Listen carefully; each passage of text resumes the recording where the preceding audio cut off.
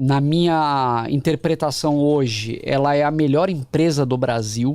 Melhor empresa do Brasil? E olha que eu posso ser até crucificado ao falar isso, mas eu acho que quando a gente avalia qualidade de negócios, qualidade dos gestores, cultura empresarial, controlador, na minha opinião, a Cosan reúne todas essas características. E olha que a Cosan é uma empresa que no passado já teve muitos problemas de governança, né? Então, pra você ver que não quer dizer que às vezes a gente não quer uma ação, que a gente nunca vai querer ela.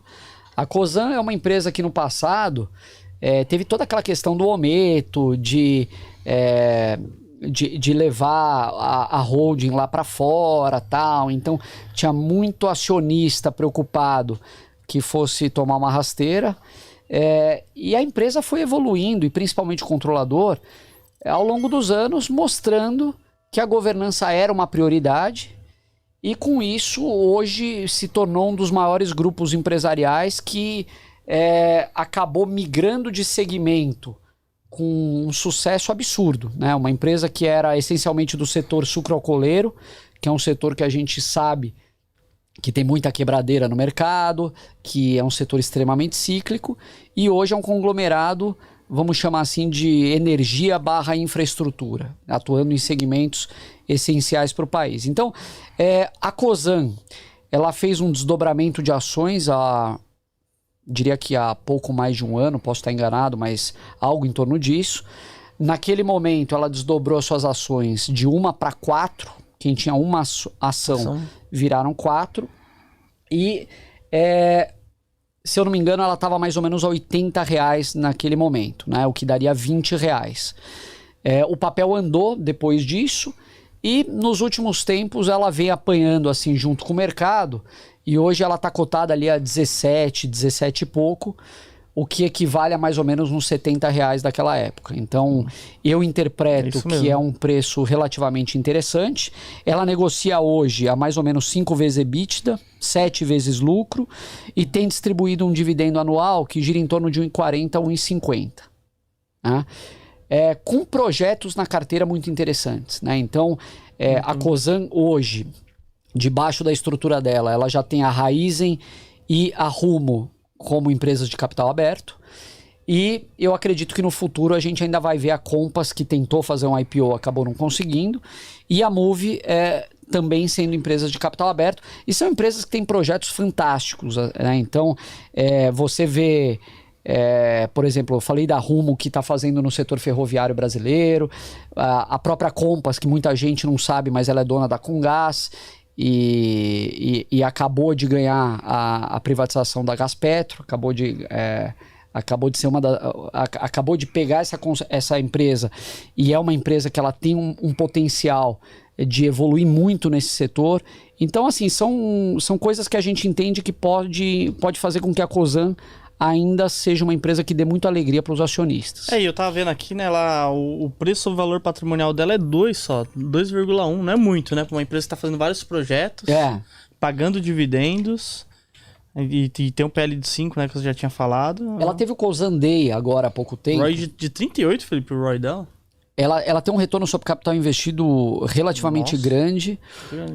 Você tem a Rumo, que hoje não tem um retorno tão alto porque a empresa está investindo muito pesado, então tudo que ela gera, ela está sendo reinvestida, e a gente acredita que a Cosan ainda possa se tornar uma potência muito maior que o que ela é hoje. Hoje, por exemplo, a Cosan tem debaixo dela a Radar, que é uma empresa de terras agrícolas, pouca gente sabe.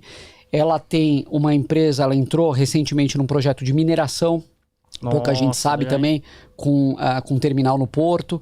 Então, assim, eu acho que são poucas empresas hoje que reúnem todas essas características, né, da Cosan. E eu acho que num momento como esse, como a gente estava falando de large cap versus small cap, você consegue encontrar algumas empresas com essa característica a um nível de desconto muito interessante.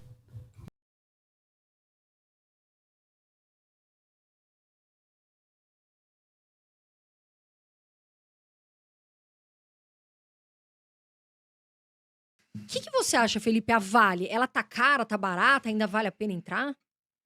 A gente acha barato, mas não é simples.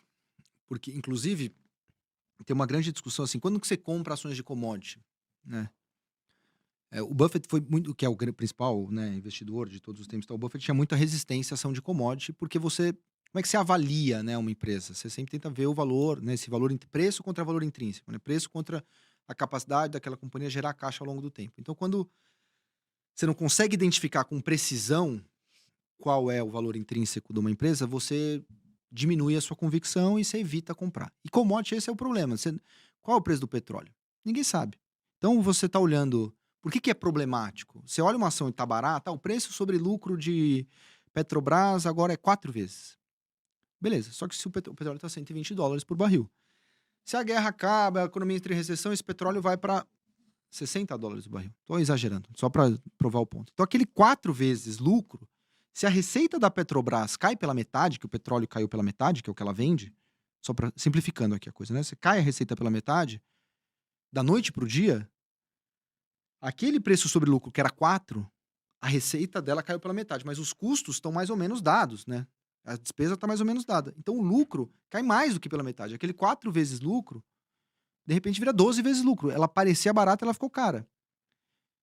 Então, como o commodity tem um componente de reversão à média, o que isso quer dizer? Quando o petróleo está muito caro, aquelas empresas que não produziam petróleo porque o posto dela não era tão produtivo a $60, a $120, o xisto americano começa a ser produtivo. Então, tem mais oferta, você libera a oferta, o preço cai.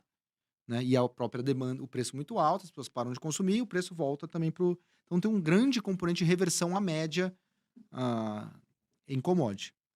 Por isso, muita gente fala assim, não, commodity você tem que comprar quando a ação está cara, numa perspectiva de múltiplos, de preço sobre lucro. Por que isso significa? Que ela está tendo um lucro baixo, porque o preço da commodity está baixo. E aí o múltiplo alto que você está vendo, ninguém tem, porque você está achando caro. Só que aquele lucro, de repente, começa a aumentar, porque a commodity começa a subir. E aí o preço sobre lucro começa a cair. Então tem um grande... Quando que você compra commodity? É quando está barato ou quando está caro? Então é uma grande discussão metodológica. Dito tudo isso, eu acho que Vale está bem barato, porque ela aguenta desaforo, né? O minério de ferro, ela é basicamente um oligopólio entre a Vale, a BHP e a Rio Tinto, em menor instância a Fortescue. Então você consegue de alguma maneira controlar o preço. Não acho que seja coincidência que a Vale tem sistematicamente frustrado em termos de volume de produção, que é um controle do nível de oferta para você não ter o preço caindo. E parece ainda gargalos de infraestrutura importante em toda a cadeia de suprimento. Então, parece que é um minério ainda razoavelmente caro. A China reabrindo deve voltar a consumir minério também. E a Vale tem duas coisas que o Buffett, por exemplo, defendia, que vale também para a Suzano, que é, quando você vai comprar commodity, compre o cara que é o menor custo de produção e compre o cara desalavancado. A Vale é desalavancada e ela é o menor custo de produção. Então, com isso, por que o menor custo de produção? Porque quando a commodity cair, os outros morrem e ela sobrevive. Só ela consegue produzir minério a $30 por tonelada. Então, os outros vão morrer, ela vai comprar os outros, no limite, ela domina a produção de minério no mundo se ela for o low cost producer, né? O produtor marginal de menor custo. Então, ela reúne essas qualidades e me parece, pagando dividendo de mais de 10%, fazendo a maior recompra da história, negociando aí a 4 vezes a geração de caixa, me parece bem barato também, por isso a gente tem. Hoje, o BTG tem 40 bi de patrimônio, tem 120 bi no book de crédito. Mas o que significa 40 bi em patrimônio, por exemplo? É dinheiro dos acionistas investido no banco, né? Então, 70% disso é dinheiro dos sócios do banco. Um terço aí é o que está no free float, né, na bolsa, são as ações listadas na Bovespa, na B3. Uhum. Então é shareholders equity, né?